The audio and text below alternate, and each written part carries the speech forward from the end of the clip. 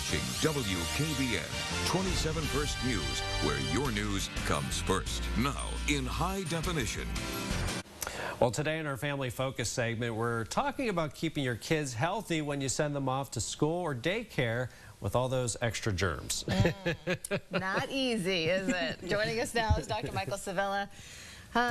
Jeff's more in this daycare line than me because his kids are smaller and in the primary grades. Yeah. So I'll start off because I got lots of questions. All right. You know, how do you protect your kids from getting all these germs? Because the kids just pick it up and they transmit it to each other. How do we keep them from getting it? Playing with all the same toys. Yeah. I mean, hand washing. That's the most important thing. Whether it's soap and water or that antibacterial type of gel type of thing. Especially when looking at daycare, is something really important to see is that does the daycare require kind of up-to-date immunizations? Because I think that's one of the big preventative things. And another thing to think about is what is their policy as far as sending kids home or not having kids come in, whether they do have a fever or diarrhea, those type of symptoms to prevent from spreading of these illnesses. Well, how do you know when to send your kid to, I guess, to a daycare? Because you pay money to send them there. When do you keep them home or send them? Because you know, they're obviously going to get it somehow at some point by somebody.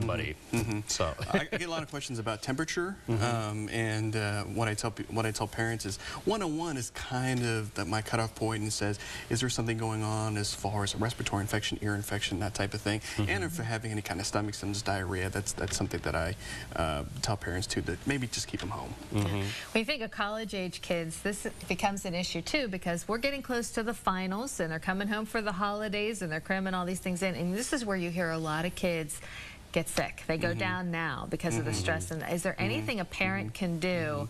I mean, you don't really have much control over their dorm room or how clean they keep things. So what do you do?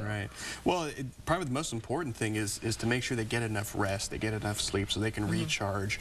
And vitamins help? Should you send them with a pack of vitamins? Yeah, well, it won't hurt. It won't hurt to have them, to take some vitamins. And another thing too is to make sure that they do keep physically fit as much as they can too, as far as trying to get as much exercise as good physically and also mentally too, and to send them off with the disinfectant as well. Now they always say it's good for kids to get sick because they develop like this, they build up this immunity, I guess. Is that true? Is that they should sort of pick up some of these things along the way? It is. You hear of things like chickenpox parties and that type of thing, and that's one of the ways that kids sometimes get immunity.